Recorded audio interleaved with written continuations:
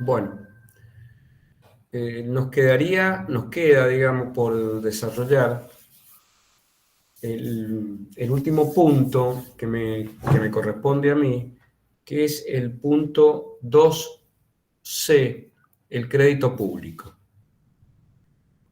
La bibliografía que, obligatoria, que tienen que ver, es el manual de Villegas en los capítulos 12 y 13. Mirar el esqueleto que está presentado, el Power sobre crédito público, y también la ley de administración financiera. La ley de administración financiera, nosotros en el Power que he preparado, están los artículos que, que son necesarios que ustedes manejen de la ley de administración financiera. Por lo tanto, con el material de Villegas, con el Power, con esta clase y con la ley de administración financiera, la 24156, en realidad el nombre de la ley es Administración Financiera y de los sistemas de control del sector público nacional. Hay un capítulo, una sección en especial, que es la que habla del crédito público. El título tercero, a partir del artículo 56, son específicamente los artículos que hemos subido en el Power, son los artículos que ustedes tienen que comprender, que entender y que aplicar. Porque muchas de las preguntas, no entra, me pregunta acá Franco, no entra en el parcial. En este parcial no va a entrar el tema de el crédito público. Van a entrar todos los impuestos que hemos analizado. Eso sí, pero va a ser para el tercer parcial, que es el parcial el integrador. Bien. Si nosotros estoy tratando de bajar, a ver, no estaría pudiendo, a ver, ahí ven las filminas, ¿no es cierto? ¿Se está viendo bien todo el material? Sí, profe. Sí, profe. Bueno, perfecto. Bueno, cuando nosotros hablamos del crédito público, vieron que es un tema muy actual, digamos, la mayoría de los países, la mayoría de los estados, acceden, ¿no es cierto?, como una forma de financiamiento al endeudamiento, al crédito público. Algo anticipé en la clase de ayer, cuando vimos el tema, terminamos de ver el tema de monotributo, y habíamos visto, ¿no es cierto?, que los distintos estados recurren al endeudamiento. Hay distintas fuentes de financiamiento. El artículo 4 de la Constitución establece que el Tesoro se financiará con los impuestos, ¿no es cierto? Y también hace mención específicamente el artículo 4 a los empréstitos, como una herramienta que tienen los estados para financiar sus gastos. Y cuando hablamos de crédito público, estamos hablando de una palabra que deriva del latín, que es creditum, que en definitiva es tener confianza, es tener fe. Y cuando hablamos de público, es porque hace referencia, ¿no es cierto?, al Estado, digamos. El Estado que hace uso, ¿no es cierto?, de la confianza que se deposita en él. ¿Y qué es lo que hace el Estado? Piden que los particulares, ¿no es cierto?, u otros estados, básicamente son los particulares, le entreguen bienes ajenos, con una promesa, ¿no es cierto?, de que el Estado lo va a restituir. Entonces, la palabra crédito se relaciona con dos formas de creencia, ¿no es cierto? Por un lado, la confianza en la moral de una persona que va a cumplir sus obligaciones, ¿no es cierto? Y también la creencia en que podrá cumplir porque tiene medios económicos. Lo que cuenta es, digamos, la historia de esa persona que está pidiendo, de ese Estado que está pidiendo, es la conducta que ha tenido en el cumplimiento, ¿no es cierto?, de todos los compromisos que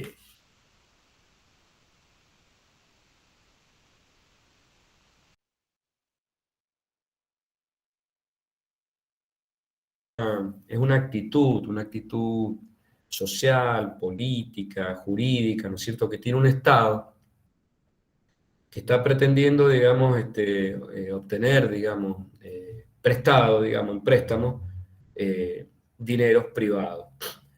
Y otra cosa distinta es el empréstito, ¿no es cierto? Que el empréstito ya es, concretamente estamos hablando de la operación crediticia, mediante el cual ese Estado, ¿no es cierto?, obtiene, digamos, dicho préstamo. Entonces, otro concepto importante, digamos, crédito público, ¿no es cierto?, actitud, política, económica, el empréstito, ¿no es cierto?, la operación crediticia, y luego es la deuda pública. Y ya cuando hablamos de la deuda pública, ya es la obligación, digamos, concreta, que ya asume el Estado. ¿Con quiénes? Y con aquellos que son, digamos, los, los que le han facilitado, los que le han prestado, ¿no es cierto?, los fondos como consecuencia del empréstito. Entonces, estos tres conceptos no los tienen que tener claros: crédito público, empréstito y deuda pública. Evidentemente que hay una evolución. Profe, disculpe, Sí, se ha quedado en la filmina número 1, no está corriendo. no estaría corriendo. No, ¿Y por qué será eso? Ahí, fíjese, deje de compartir y vuelva a compartir otra vez. a ver, y ahí que ven, Ahí estamos viendo la filmina número 1, al menos yo. sí, y no corre. Vos me decís, pero ahí dice, estás presentando. A ver, voy de nuevo.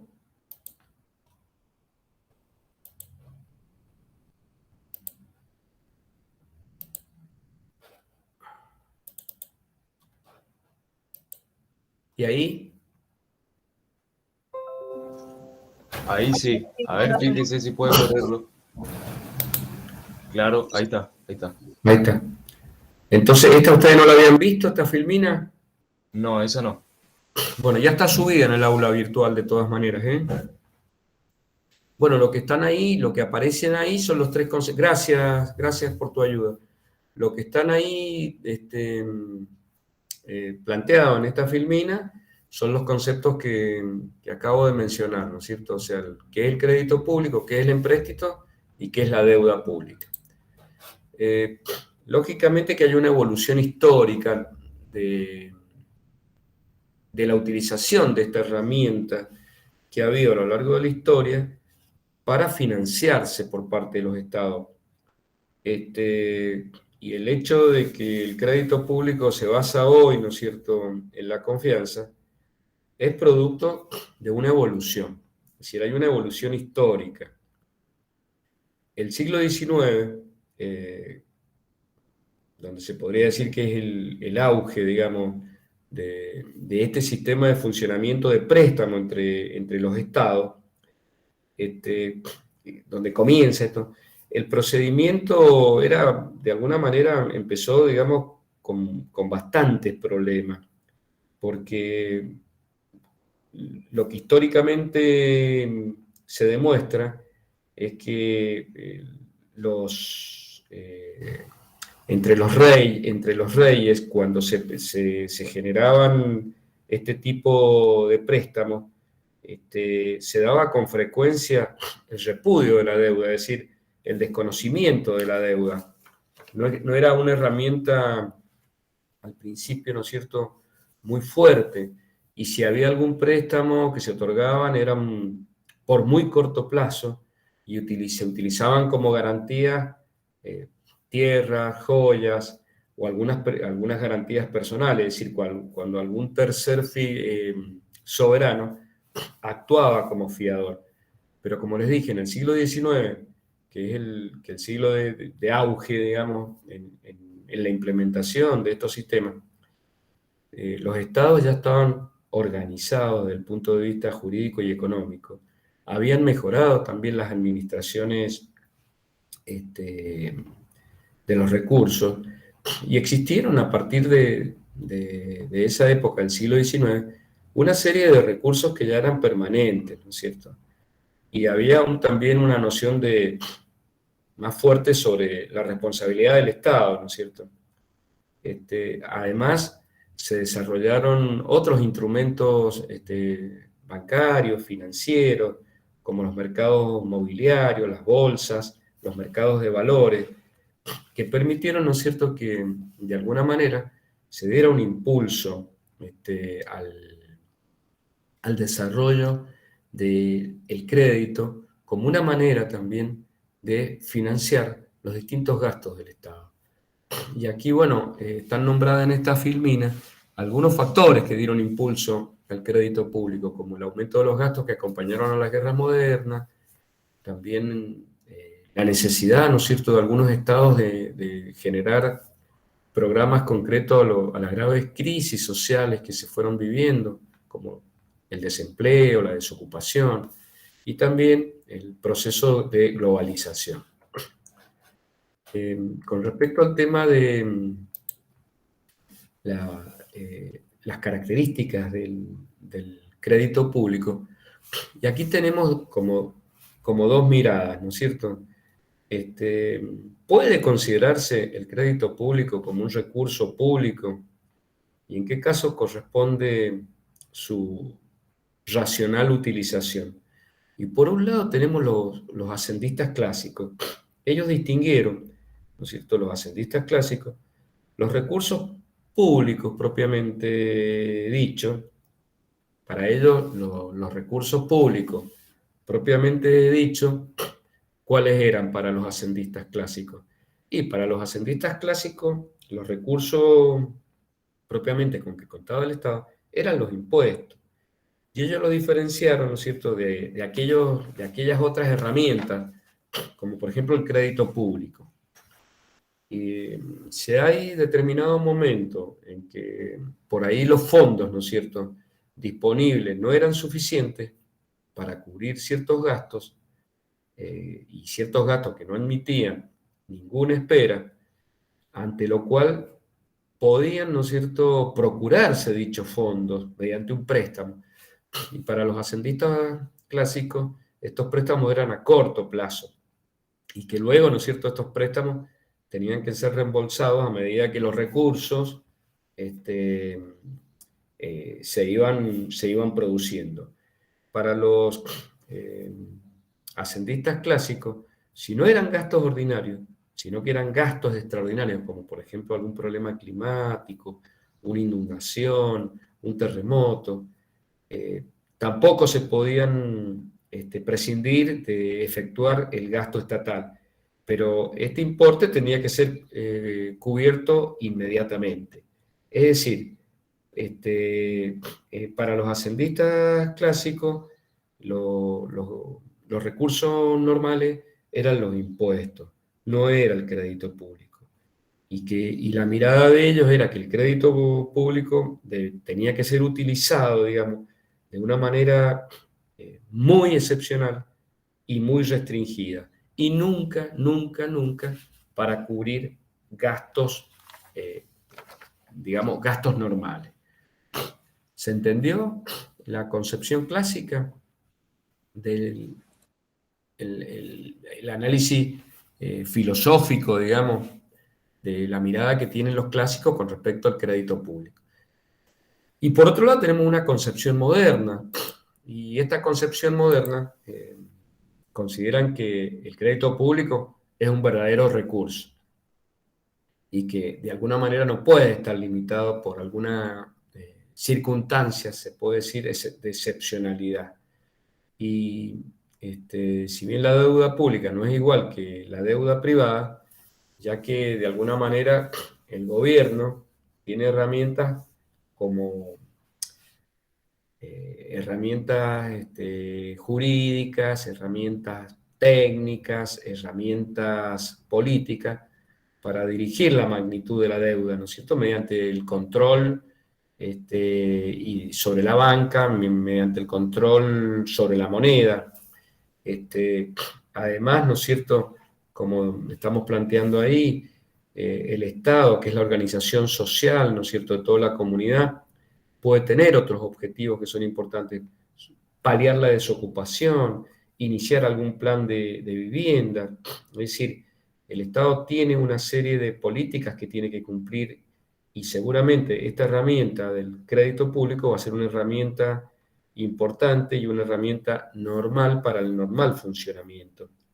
Por lo tanto, el empréstito, en la visión moderna, es un recurso normal y no se debe estar limitado, como planteaban los economistas clásicos, a situaciones excepcionales, a situaciones donde no existían otras alternativas para hacer frente a uso y poder cumplir distintas políticas de Estado.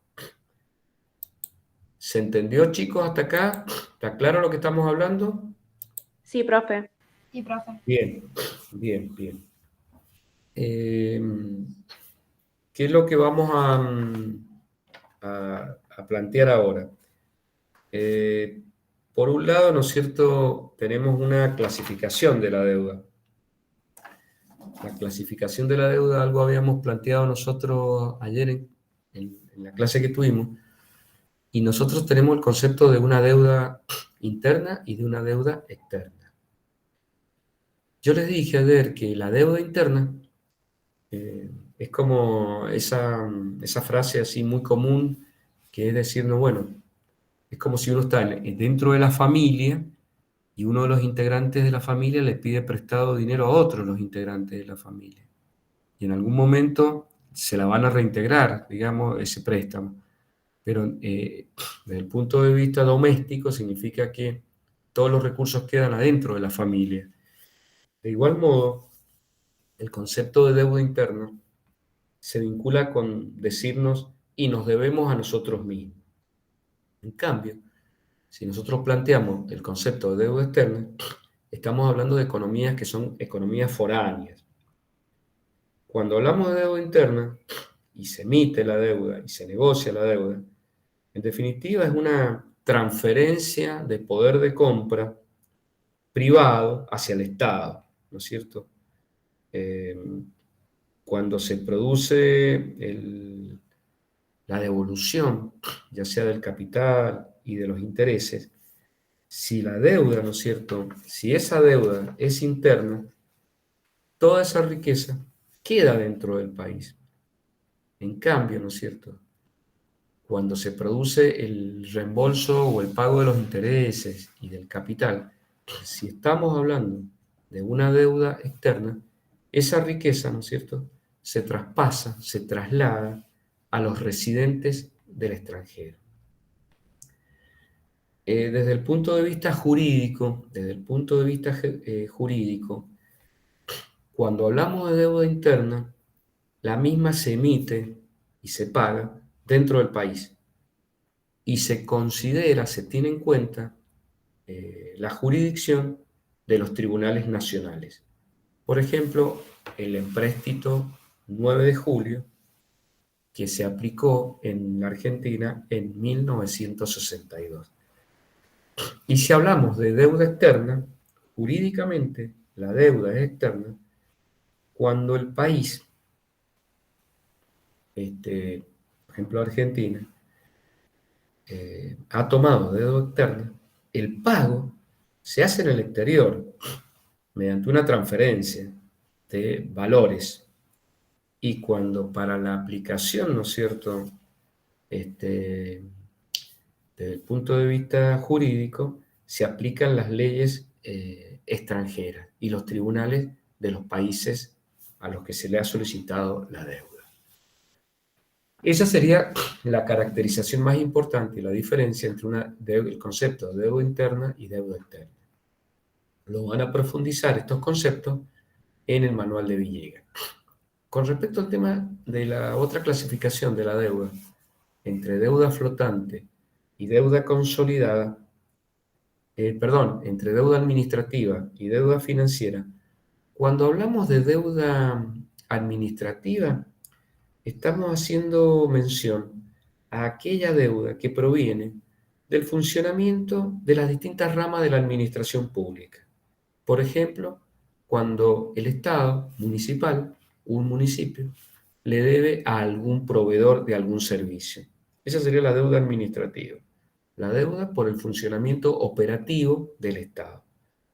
Y la deuda financiera es aquella que proviene de los empréstitos que el Estado ha solicitado, de los empréstitos públicos que el Estado ha solicitado.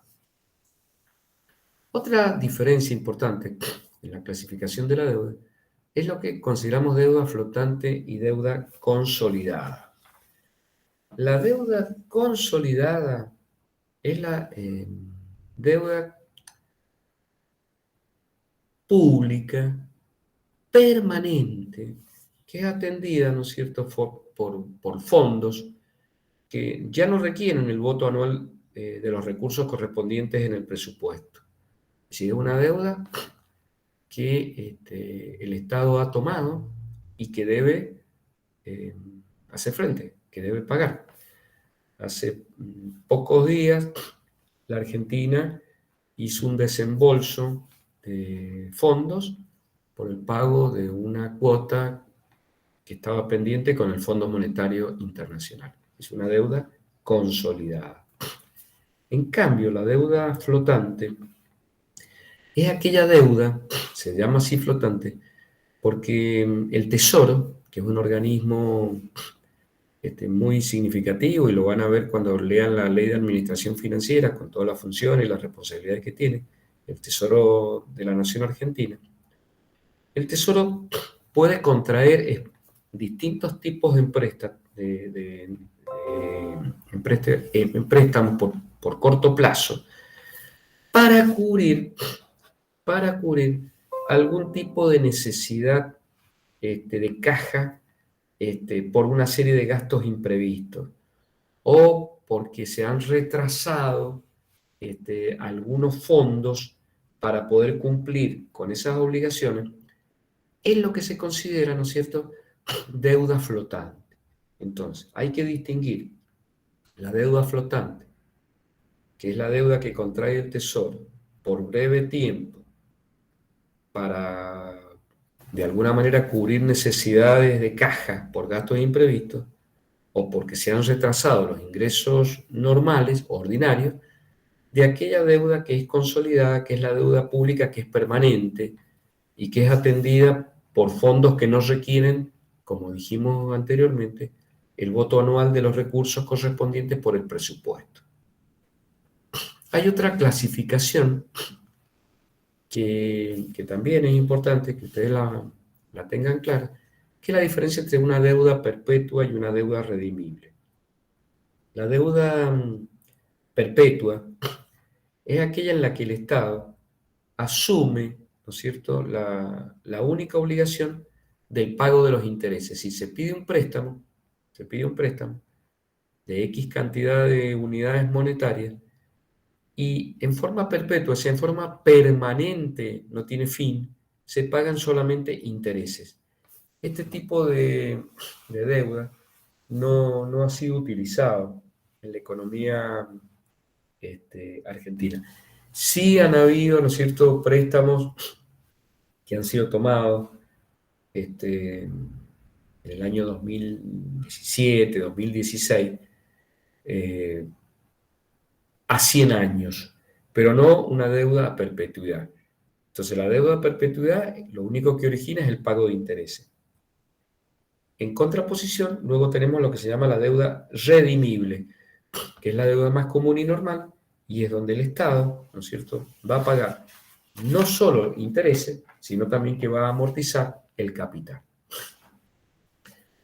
Hay un concepto que también está en el material, está en en el programa, que dice efectos de la deuda pública. En alguna medida sería efectos económicos de la deuda pública. Ustedes recuerdan cuando voy a frenar un poco y voy a preguntar cómo estamos con los temas que estamos desarrollando. ¿Estamos bien? ¿Seguimos? ¿Están ahí, chicos? Sí, profe. ¿Se va entendiendo? Sí. Sí, Bueno, profe. Sí, perfecto. bien. Bueno, entonces ahora vamos a analizar un concepto que se llama efectos económicos de la deuda pública. Este es un tema que por ahí produce algún tipo de dificultad o de alguna pequeña duda, pero es un tema muy sencillo. ¿Ustedes se acuerdan que cuando estudiaron economía en el primer semestre, vieron que el ingreso nacional o el Producto Bruto Interno, que era la cantidad de bienes que se producían en un sistema económico, esa cantidad de bienes que se producían en el sistema económico iba a ser comprada, de alguna manera, iba a ser demandada por las familias para consumo, por los particulares como inversión y por el Estado como gasto público. Y cuando hablamos de los efectos de la deuda pública, nosotros decimos que se producen tres efectos. Un efecto renta, un efecto riqueza y un efecto rentabilidad. Es decir, cuando ingresa el empréstito, ¿no es cierto? Cuando ingresa el empréstito al sector público, eh, va a generar, ¿no es cierto?, un impacto, ¿no?, en el gasto público. ¿Y qué va a pasar en el gasto público? Y el gasto público va a aumentar. Y si aumenta el gasto público, va a aumentar la renta del sector público. Va a aumentar la renta a nivel nacional. Por lo tanto, cuando ingresa un préstamo y aumenta el gasto del Estado, se da un efecto renta positivo. ¿Qué va a ocurrir con el consumo? Ustedes acuérdense que nosotros estudiamos un concepto que era el de la propensión marginal a consumir. Si existe un préstamo y ha ingresado esos fondos, eso va a producir un efecto multiplicador en la economía, que va a depender del valor que tenga el multiplicador. Este tema no es para seguir, digamos, profundizándolo más, pero está vinculado con que se produce en la economía un efecto multiplicador. Y este efecto multiplicador va a llevar a que aumente el consumo. Entonces se va a producir un efecto riqueza también positivo en la economía. Y el otro tema importante era que cuando el Estado pedía un préstamo, se endeudaba, lo que terminaba pasando es que había un mercado monetario y ese mercado monetario tenía una oferta monetaria y una demanda monetaria. Y si el Estado intervenía pidiendo fondos, lo que iba a aumentar era la demanda de saldos líquidos. Y si aumentaba la demanda de saldos líquidos para una oferta monetaria, iba a aumentar la tasa de interés. Si aumentaba la tasa de interés, ¿cuál era el impacto que iba a haber en la inversión? Y toda suba de la tasa de interés impacta negativamente, en principio, en la tasa de inversión. Entonces, ¿cuáles son los efectos económicos de la deuda pública? Son tres efectos. Uno, efecto renta. El impacto en el gasto público aumenta el efecto renta. Otro, el efecto riqueza. Por el efecto del multiplicador, al aumentar el consumo, aumenta la riqueza de la sociedad. Y un tercer efecto, que se llama efecto rentabilidad, que era que al subir la tasa de interés, porque el Estado interviene demandando fondos, sube la tasa de interés, se va a producir un impacto negativo, por eso ahí está el signo menos, en el efecto de rentabilidad. Y entonces la pregunta sería, ¿cuál va ¿cuál va a ser el efecto total en la economía? ¿Qué va a ser mayor? ¿Cuál va a ser el efecto más preponderante? ¿El efecto renta, el efecto riqueza, el efecto rentabilidad? Y la respuesta es no se sabe, porque puede ocurrir que por este préstamo que se ha tomado, el gasto público aumente en 20 y que a su vez el consumo aumente en 20. Pero, ¿qué pasa si la inversión disminuye en 40? En este caso, el efecto sería cero. Entonces, ¿cuál es el impacto del efecto? Y no se sabe. La respuesta va a ser, depende de la significatividad que tengan cada uno de estos impactos en el proceso económico. Si el efecto renta aumenta en 20, si el efecto riqueza aumenta en 20, 40 positivo, y el efecto rentabilidad disminuye en 30, en ese caso tendríamos un aumento de 10. Y si no, podría darse otro caso, que el efecto renta aumente en 20, el efecto riqueza aumente en 20 y el efecto rentabilidad disminuye en 50. En ese caso tendríamos un efecto negativo de 10 por el impacto que tiene la disminución de la tasa de inversión por haber aumentado la tasa de interés. ¿Se ha entendido, chicos, este efecto económico de la deuda?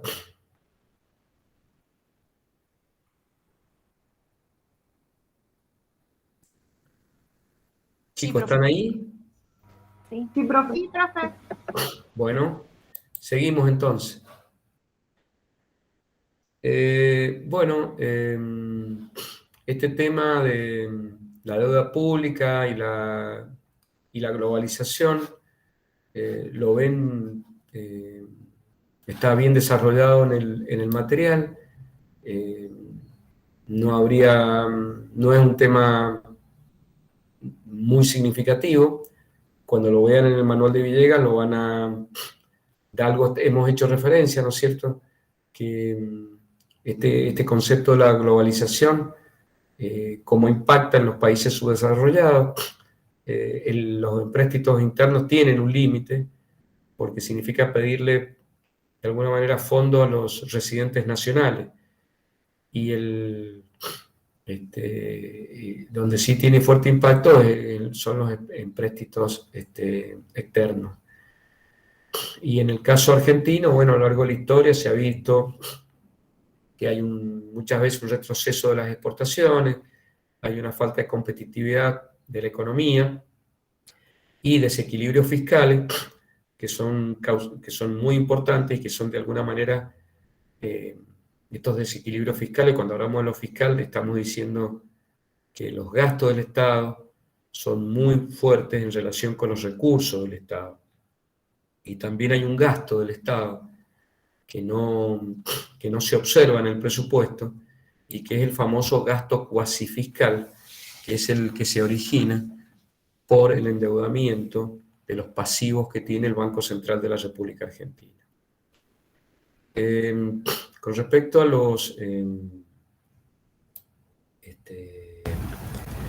las razones para entender bien el concepto de los aspectos legales del crédito público, por un lado nosotros cuando hablamos de corto plazo, y esto sí, chicos, presten mucha atención, cuando hablamos de corto plazo y hablamos de un endeudamiento a menos de un año, y ustedes lo van a ver porque permanentemente la tesorería emite letras, es una deuda de corto plazo. En este caso, no estamos hablando de crédito público ni de endeudamiento. Ahora, si estas letras de tesorería, que son para circunstancias temporarias, el Tesoro no las reembolsa dentro de un año, se transforman en deuda pública y se transforman en empréstitos. Profesor, Bueno, ¿podría repetir lo que dijo, por favor? sí, que ustedes tienen que, voy a insistir nuevamente en este tema, que hay que distinguir las deudas de corto plazo de las deudas de plazo intermedio o de largo plazo. Todas las deudas de corto plazo, que son aquellas letras, bonos que emite la tesorería y que se emiten y se cancelan dentro del año, no son deuda pública. Si esas letras que ha pedido la tesorería no se reembolsan a fin de año, sí se transforman en deuda pública. Entonces, corto plazo, a menos de un año, mediante letras de tesorería, no es deuda pública, no es crédito público. Si esa deuda que pidió la tesorería no se reembolsa, se transforman, sí, en deuda pública. ¿Quedó claro? No sé la señorita que preguntó si quedó claro. Sí, Bien, profe, muchas gracias. no, de nada. Bueno, acá tenemos como el basamento, ¿no es cierto? Bueno, el artículo 4 de la Constitución, que yo les dije que, bueno, la tesorería para hacer frente a los gastos de la nación, que lo hace básicamente con los impuestos, con los derechos de exportación e importación, están establecidos básicamente los empréstitos. El artículo 75, inciso 4 y 7 son las facultades que tiene el Congreso de aprobar el endeudamiento y como basamento fundamental la Ley de Administración Financiera, la Ley 24.156, que es la norma legal que ustedes tienen que tener como base, ¿no es cierto?, para estudiar esta materia.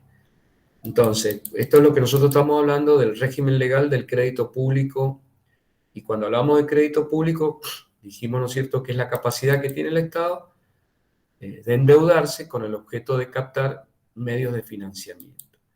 Acá es importantísimo el artículo 56 de la Ley de Administración Financiera. ¿Y por qué es importante el artículo 56 de la Ley de Administración Financiera? Porque este artículo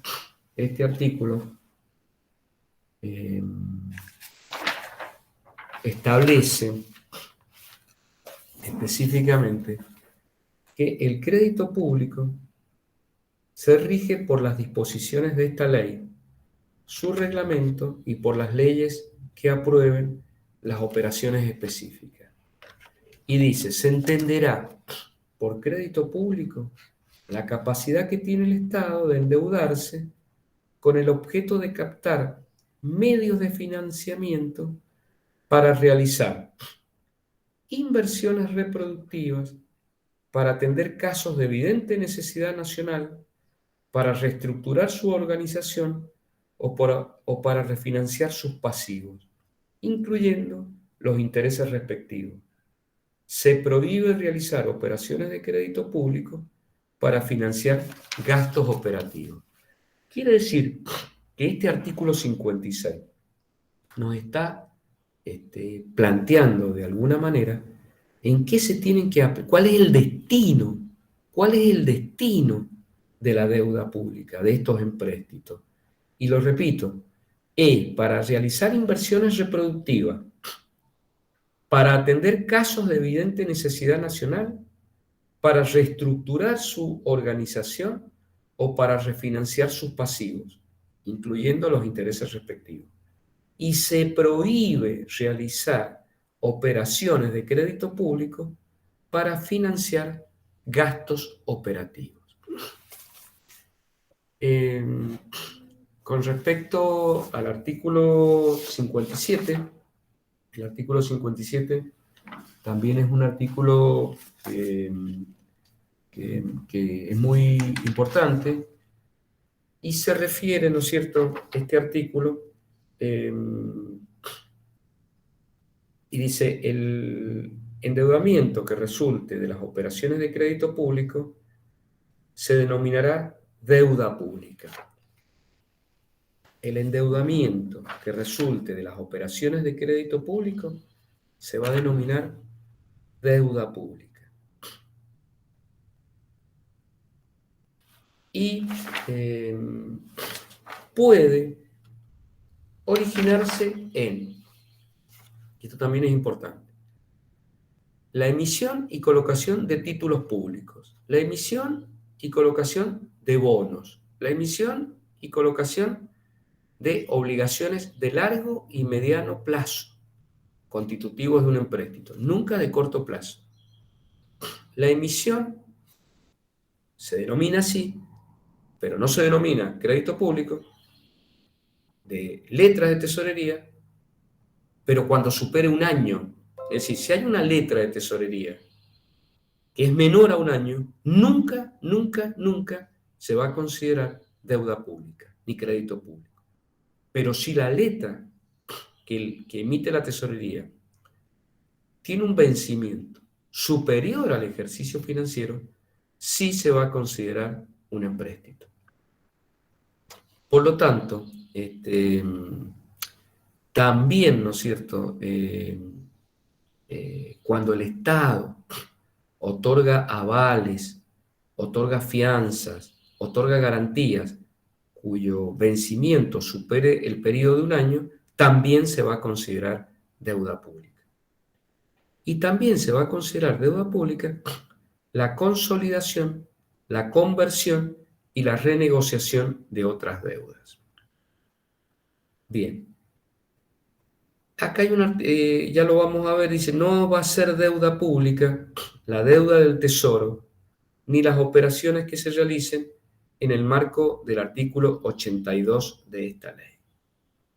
Bien, importante entonces el artículo 57.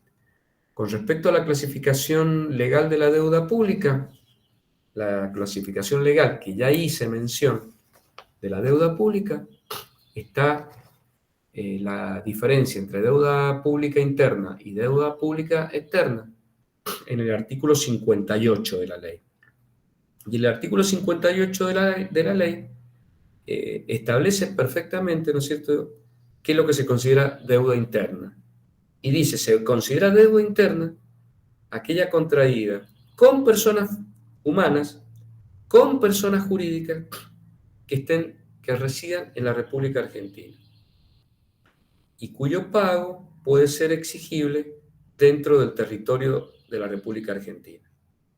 Se va a considerar deuda externa aquella que es contraída, ya sea con otro Estado, con un organismo internacional, por ejemplo el Fondo Monetario Internacional, el Banco Mundial, o con cualquier otra persona humana o jurídica que no resida o que no tenga el domicilio en la República Argentina y cuyo pago puede ser exigible fuera del territorio de la República Argentina.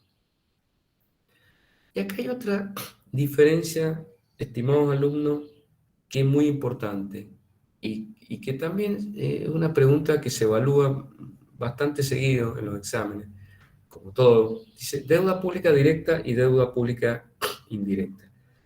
La deuda pública directa de la administración central es la que asume el Estado, pero que la asume en calidad de deudor principal. En cambio, la deuda pública, la indirecta, la deuda pública indirecta, es aquella, ¿no es cierto?, que es constituida por cualquier persona humana o jurídica, ya sea pública o privada, pero que cuenta con el aval o con la fianza o con la garantía del Estado.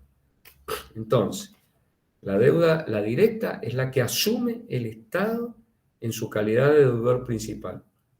Y la indirecta es aquella deuda, ¿no es cierto?, que asume el Estado, pero como en calidad de ¿qué?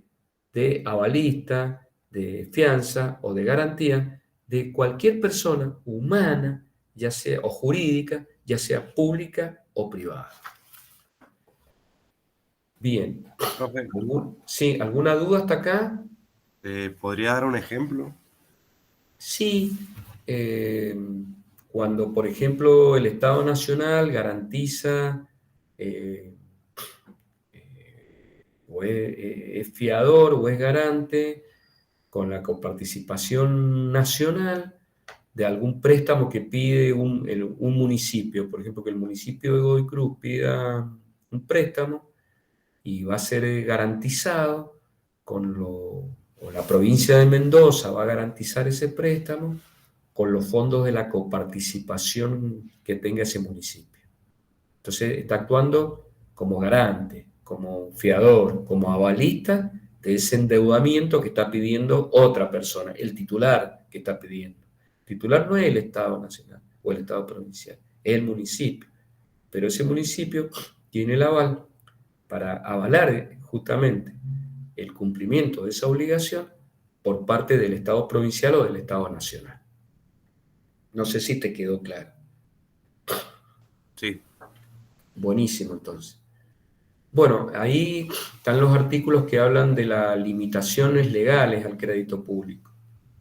Son los artículos 59, 60, 62, 63 y 64. El 59 dice: ninguna entidad del sector público nacional, fíjense qué importante, ninguna entidad del sector público nacional puede iniciar un trámite para realizar operaciones de crédito sin la autorización previa del órgano de coordinación de los sistemas de la administración pública. ¿Cómo se llama ese organismo? Oficina de Crédito Público. Quiere decir que hay una oficina que se llama Oficina de Crédito Público. Y ninguna entidad del sector público puede iniciar ningún trámite de operación de crédito si no tiene previamente la autorización de esta oficina que se llama la Oficina de Crédito Público. ¿Quedó claro?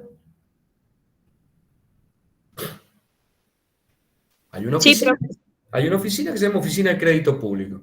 Si algún organismo del Estado quiere tramitar algún tipo de crédito público, primero tiene que tener la autorización de esta oficina. No es que cualquier organismo del Estado pueda endeudarse, porque hay que hacer una coordinación de los empréstitos. Esta es la oficina encargada de la coordinación y de la autorización para poder iniciar los trámites. Ahora, el artículo 60, presten muchísima atención, muchísima atención. Es un artículo muy importante, el artículo 60, porque dice que las entidades de la Administración Nacional no podrán formalizar ninguna operación de crédito público que no esté contemplada en la ley de presupuesto del año respectivo o de una ley específica. Ahora, una ley de presupuesto debe indicar como mínimo las siguientes características de la operación de crédito autorizada. Es decir, vamos de nuevo, el artículo 60 establece que las entidades de la administración pública no pueden formalizar ninguna operación de crédito que no esté contemplada en el presupuesto de la nación o en alguna ley específica. ¿Se entendió? Segundo tema, la ley de presupuesto. La ley de presupuesto general debe indicar como mínimo las siguientes características de esa operación de crédito que se va a autorizar. Es decir, la ley que autorice un endeudamiento debe hacer mención específicamente a estos 4 aspectos que voy a mencionar. Primero, ¿qué tipo de deuda se va a pedir? ¿Es una deuda interna o es una deuda externa? Primer punto. Segundo punto, ¿cuánto es el máximo que se autoriza para esa operación? Tercer tema, ¿cuál es el plazo mínimo de amortización, de devolución de esa deuda? Y otro aspecto que no es menos importante, que es cuál es el destino que va a tener ese financiamiento. Es para qué se va a utilizar ese financiamiento. Y acá hay una excepción a este tema, y es que se exceptúa del cumplimiento, ¿no es cierto?, de estas disposiciones, es una sola excepción, que la vamos a ver ahora, cuando las operaciones de crédito sean formalizadas, ¿no es cierto?, por el Poder Ejecutivo Nacional, pero con organismos financieros internacionales de los que la nación forma parte. Nosotros vimos que la Argentina pidió un préstamo con el Fondo Monetario Internacional. Y la Argentina es un país miembro del Fondo Monetario Internacional. La única excepción, ¿no es cierto?, al cumplimiento de estas disposiciones que he nombrado, es que esta operación de crédito sea formalizada por parte del Poder Ejecutivo Nacional con aquellos organismos financieros internacionales de los que la Argentina forma parte. ¿Alguna duda hasta acá? Este artículo que acabo de hablar es el artículo 60. Y el artículo 60 es aquel artículo que impone que a los efectos de solicitar un préstamo por cualquier organismo público, ese endeudamiento tiene que estar autorizado en la ley de presupuesto o en una ley específica y la ley específica debe hacer mención indefectiblemente a esos 4 aspectos, que los repito: si la deuda es interna o externa, cuál es el monto máximo que se autoriza, cuál es el plazo mínimo de amortización y cuál es el destino, para qué se va a aplicar ese endeudamiento. Y esta excepcionalidad solamente va cuando el Estado Nacional pide un préstamo frente a un organismo financiero internacional del cual la Argentina forma parte. Ese es el artículo 60 de la Ley de Administración Financiera. Chicos, ¿alguna duda hasta acá? ¿Voy demasiado rápido? ¿Están ahí? No, profe, ninguna duda. Bien, bien. Ahí también hace mención al artículo 60 de la Ley de Administración Financiera. El artículo... 62, profe. Perdón, 62, gracias. De nada. El artículo 62 dice que, cumplido con los requisitos que hemos mencionado, todas las empresas y sociedades del Estado podrán realizar operaciones de crédito dentro de los límites que fije su responsabilidad patrimonial y de acuerdo con las indicaciones que al respecto establezca la reglamentación. Cuando las operaciones requieran de avales, fianzas o garantías de cualquier naturaleza de la Administración Central, la autorización específica para su otorgamiento debe estar prevista en la Ley de Presupuestos Generales o en una ley específica.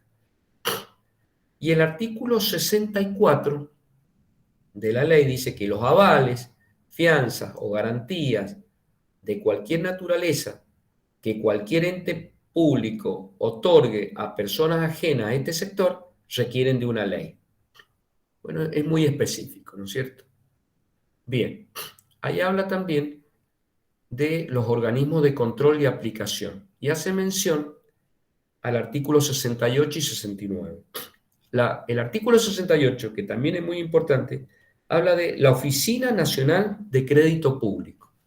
La Oficina Nacional de Crédito Público, que yo lo mencioné cuando hablé del artículo 59. Y recuerden que en el artículo 59 decía que ninguna entidad del sector público nacional puede iniciar ningún trámite para realizar operaciones de crédito público sin la autorización previa de esta Oficina de Crédito Público. Y el artículo 68 habla específicamente que la Oficina Nacional de Crédito Público es el órgano rector del sistema de crédito público. El órgano rector del sistema de crédito público es la Oficina Nacional de Crédito Público. Y tiene la misión, esta oficina, de asegurar una eficiente programación, utilización y control de los medios de financiamiento que se obtengan mediante las operaciones de crédito público. Repito estos conceptos porque son muy significativos. la función, el objetivo de esta Oficina Nacional de Crédito Público es garantizar, ¿no es cierto?, que este crédito público sea utilizado, se programe una eficiente programación de los mismos, que la utilización y control de los medios de financiamiento de todas las operaciones se efectúen en forma eficiente. Por lo tanto, el artículo 68 es el que crea este organismo nacional de crédito público.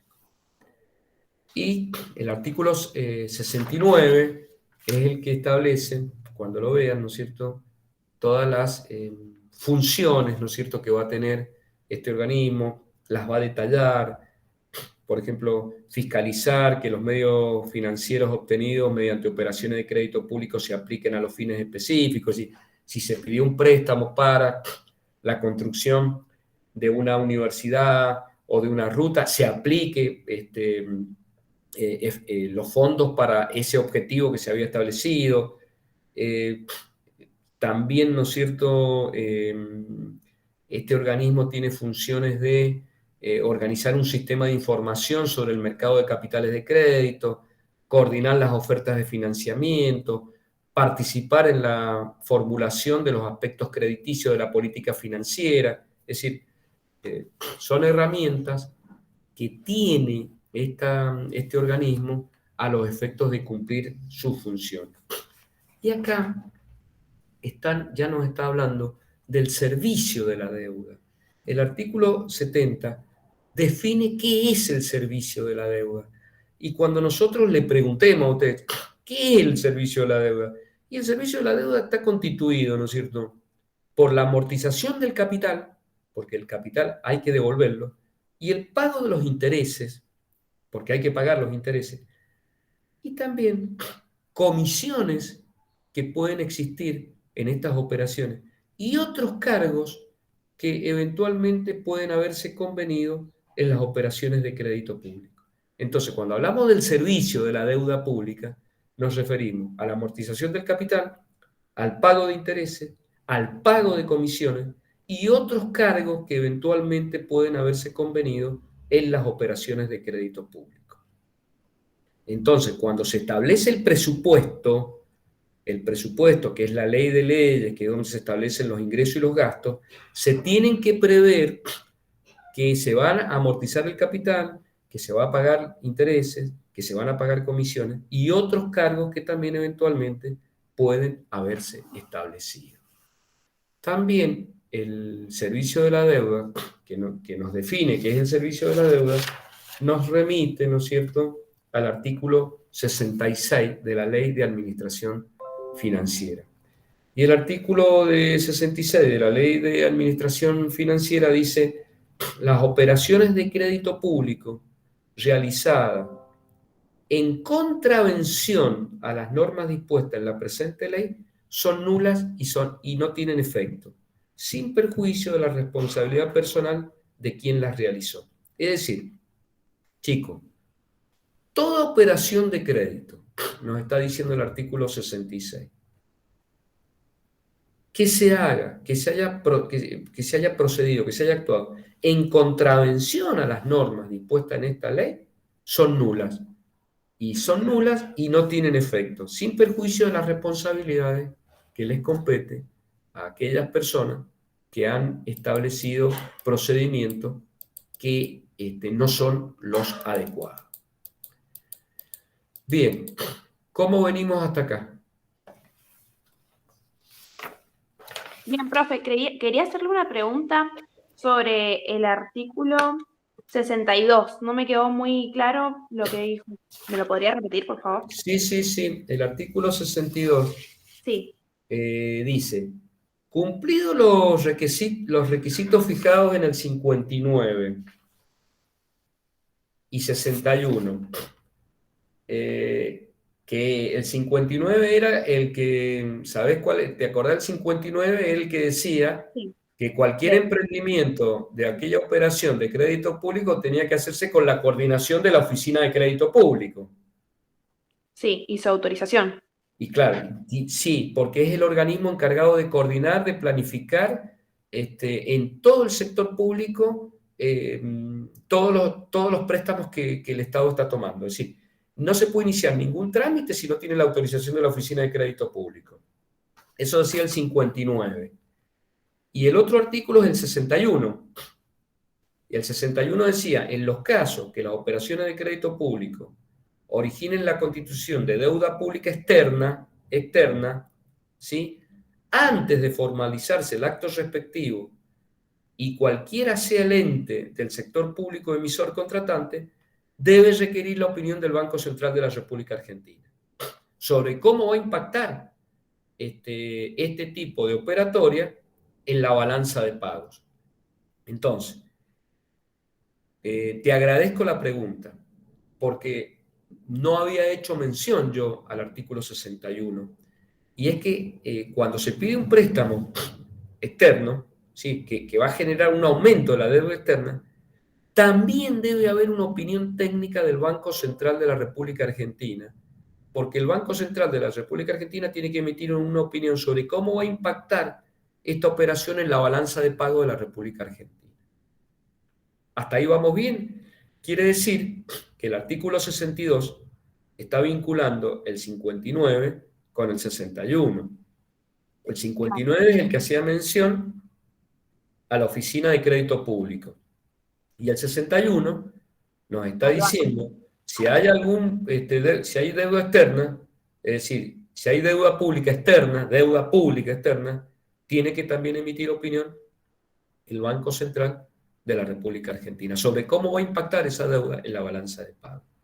Y entonces dice el 62, cumplidos los requisitos del 59 y 61, es decir, intervino la Oficina de Crédito Público, intervino el Banco Central de la República Argentina dando su opinión, las empresas y sociedades del Estado podrán realizar operaciones de crédito público dentro de los límites que fije su responsabilidad patrimonial y de acuerdo con los indicadores que al respecto establezca la reglamentación. Entonces, significa que hay una limitación. El artículo 62 lo que está planteando es una limitación. ¿Para quién? Para aquellas empresas y sociedades del Estado que piden un préstamo que tiene que estar en relación o en proporción a la responsabilidad patrimonial y a los indicadores, ¿no es cierto?, que establezca la reglamentación de cada entidad. No puedo pedir cualquier monto de deuda, tiene que haber una limitación. Y entonces, además dice, cuando se requieran, ¿no es cierto?, avales, fianzas o garantías, que era lo que habíamos planteado que el Estado estaba la deuda directa y la deuda indirecta, no sé si te acordás. La directa es la que asumía el Estado en calidad de deudor principal, y la indirecta era cuando actuaba como garante, como fiador de una deuda, ya sea pública o privada. Entonces, en este caso, las garantías, los avales que pida cualquier sociedad del Estado, cualquier empresa del Estado, tiene que haber una ley específica del presupuesto que autorice este tipo de situación. Entonces, el 62 hace mención al 59 y al 61. Bien, profe, me quedó clarísimo. Sí, bueno, muchas gracias. No, por favor. Aparte, una manera también de reforzar los temas para todos. Así que, buenísimo. Bueno, con respecto al tema, ¿cómo venimos? Ya llevamos más de 1 hora, ¿no es cierto? Nos queda un poco todavía. ¿Venimos bien? ¿Quieren que paremos 5 minutitos o 2 minutitos y retomamos en 2 minutos? Profe, estaría bueno seguir porque a las 10:30 tenemos otra clase. A las 10:30. Ah, bueno, seguimos. Bueno, yo porque digo, se estarán cansando. Chicos, sepan que si no desarrollamos todo, les vuelvo a dar otra clase para completar. No tengo ningún problema, ¿eh? Así que ustedes quédense tranquilos que si no terminamos, programamos otra clase, pero sigamos. Bueno, la naturaleza jurídica del empréstito, acá habla de... También es una discusión que la van a ver en Villegas, si el empréstito es un acto de soberanía o tiene el espíritu de un contrato. Acá toma postura Villegas y dice que es un contrato. Aquellos que dicen que el empréstito es un acto de soberanía, dice que lo son porque son emitidos en virtud del poder soberano del Estado, que surgen de una autorización legislativa, que no hay persona determinada a favor de la cual se establezcan las obligaciones, que el incumplimiento de las cláusulas no da lugar a acciones judiciales y que no hay acuerdo de parte. Esos son aquellos que plantean que el empréstito como un acto de soberanía. Pero está la postura de que el empréstito es un contrato y que es un verdadero contrato, que en realidad nace de la voluntad de las partes, salvo que sea un empréstito forzoso, que ya vamos a ver lo que son los empréstitos forzosos. El empréstito forzoso es aquel donde el ciudadano se ve obligado a suscribir un título. Y además es un contrato porque, digamos, la convención se celebra porque el prestamista, en forma voluntaria, ¿no es cierto?, desea efectuar el préstamo. Se discute si es un contrato de derecho privado o de derecho público, ¿no es cierto?, donde el Estado fija las condiciones de manera unilateral. Pero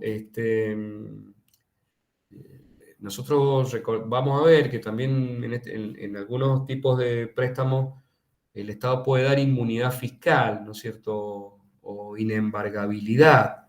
Pero estas ventajas también que puede dar el Estado se pueden otorgar también en convenciones privadas. Por ejemplo, los depósitos en caja de ahorro, los plazos fijos no pagan impuesto a las ganancias. También se sostiene que en el préstamo privado las partes discuten las condiciones y en los empréstitos, digamos, el Estado es aquel que fija unilateralmente todas las condiciones. Y lo único que hace el prestamista es adherirse a las mismas. Pero también hay convenciones privadas en las cuales, digamos, una de las partes fija todas las condiciones de una manera unilateral y la otra solo se adhiere.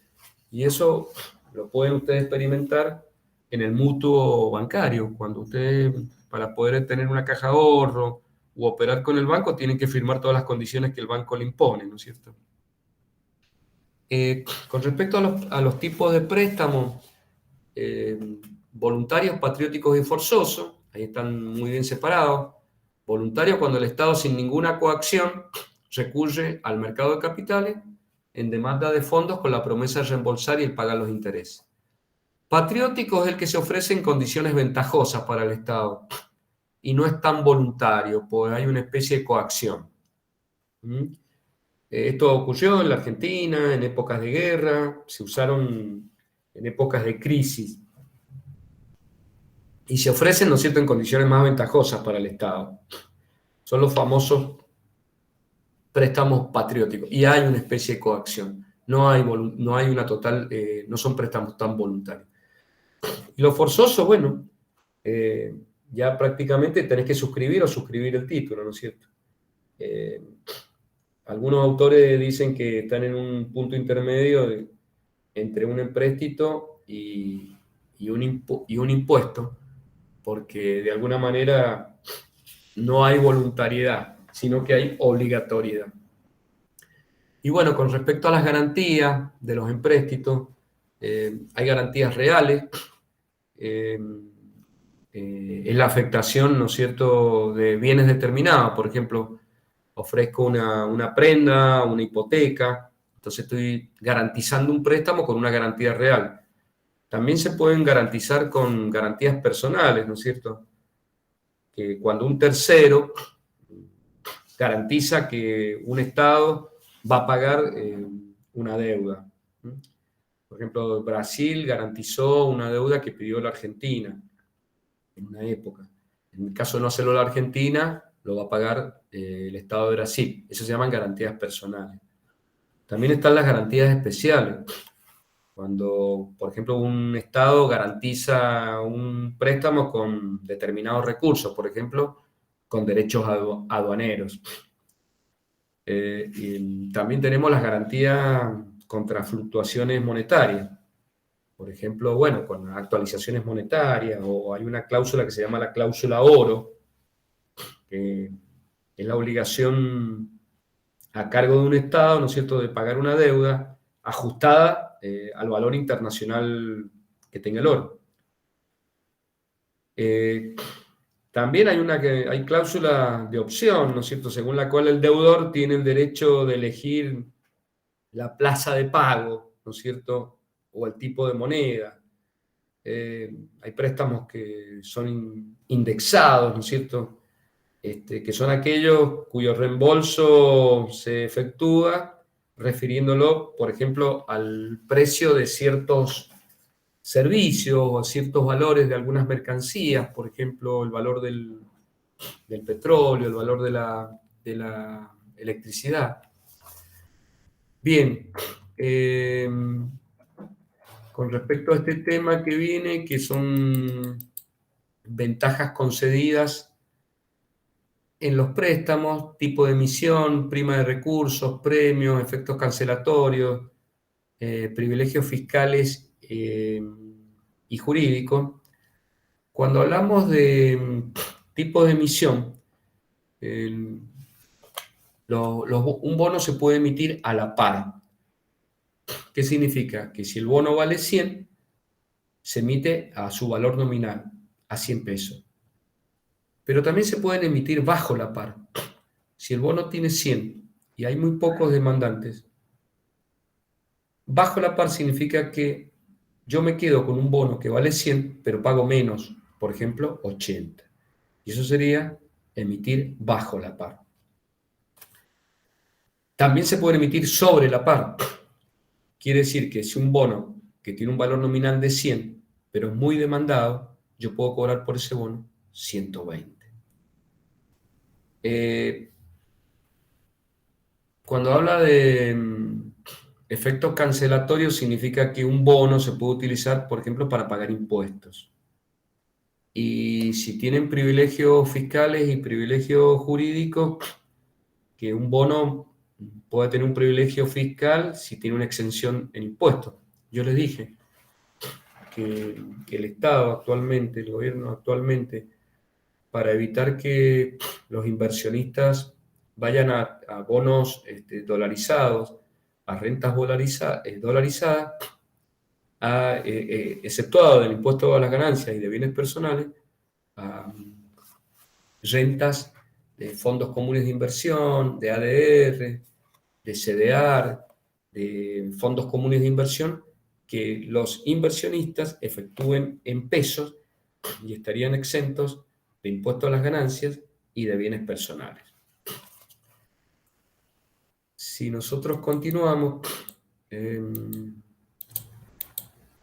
¿qué son los empréstitos? Bueno, constituyen jurídicamente cosas, pueden ser objeto de derechos reales de dominio, condominio, usufructo, prenda, y de los contratos de compraventa, permuta y donación, y también revisten el carácter de papeles de comercio, si pueden ser emitidos nominativamente o al portador de la persona, es decir, nominativamente significa el nombre y el apellido de la persona que la compra, al portador, el poseedor del título es el titular del título. Bueno, con respecto al tema de, vamos a ver, para agilizar un poquito, tenemos tipos de emisión, ya lo vimos, privilegios. Bueno, esta es la colocación, ¿no es cierto? Se pueden colocar en forma directa por el Estado, la colocación la pueden realizar los banqueros, puede ser por venta en las bolsas de comercio o por licitación. La amortización de los empréstitos, este también es un tema que es importante, ¿no es cierto? Cuando hablamos de amortización, amortización obligatoria, cuando hablamos de amortización es el reembolso, ¿no es cierto? Es reembolsar un préstamo. La amortización obligatoria, el reembolso se efectúa en una fecha determinada. Por ejemplo, el 31 de diciembre del año 2022. Y la amortización facultativa En este caso es aquella donde el Estado, ¿no es cierto?, se reserva el derecho de amortizar o no un empréstito y de fijar las fechas en las que se hará efectiva tal amortización. Esa sería la amortización facultativa.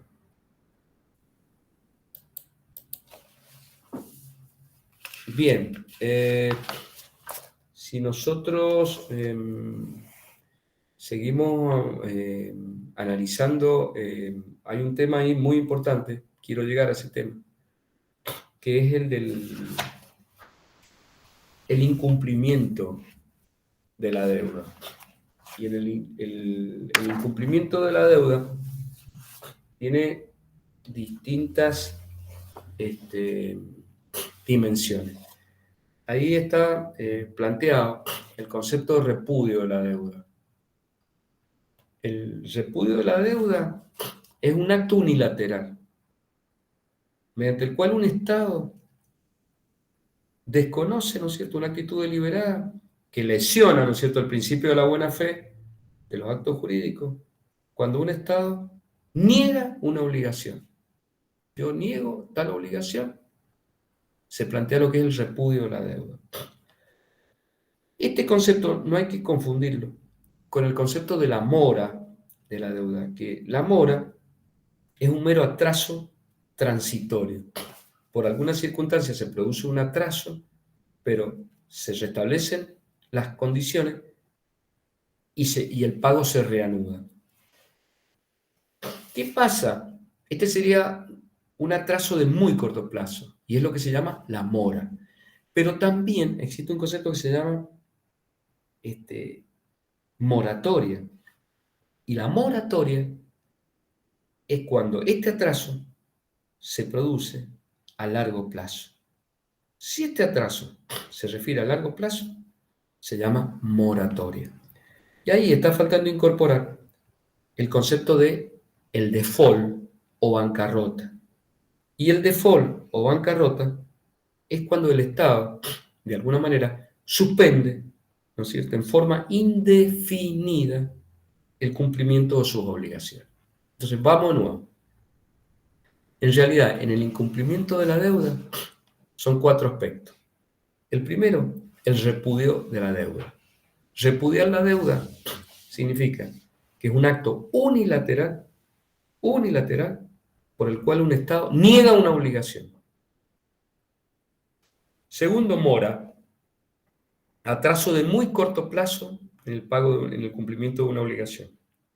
Moratoria, atraso, pero en el largo plazo, del cumplimiento de una obligación.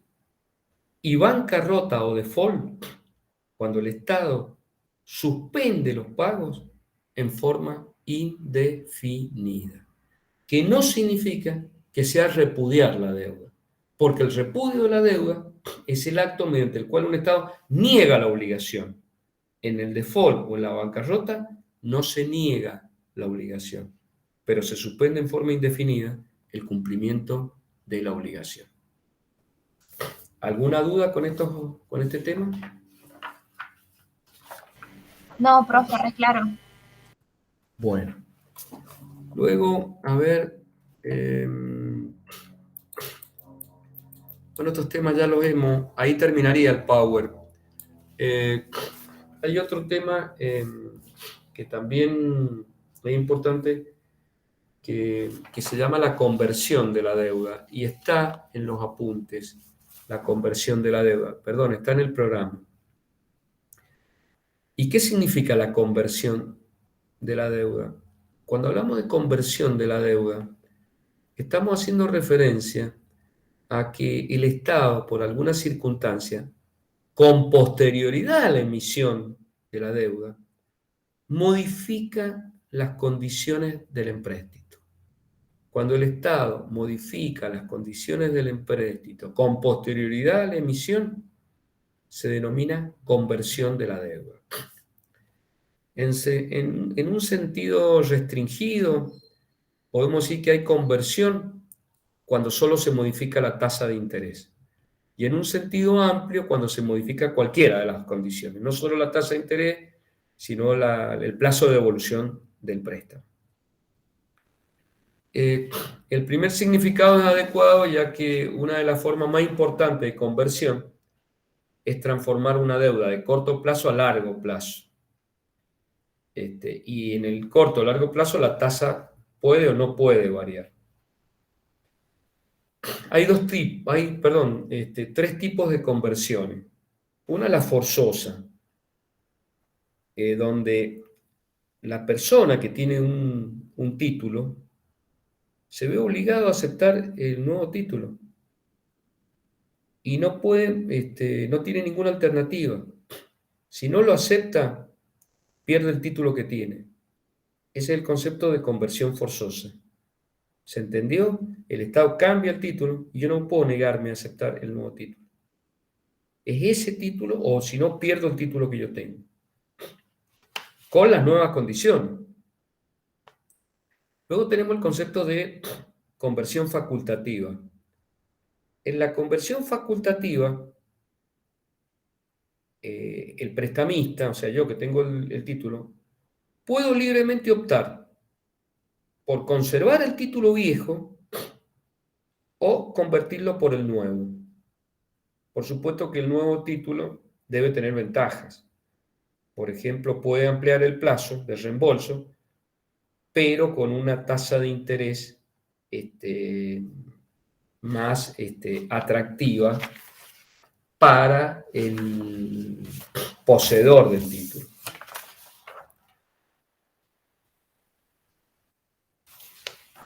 Bien, estimados alumnos, ya están siendo la hora en la que ustedes me dicen que tienen el cursado de otra materia. ¿Es así?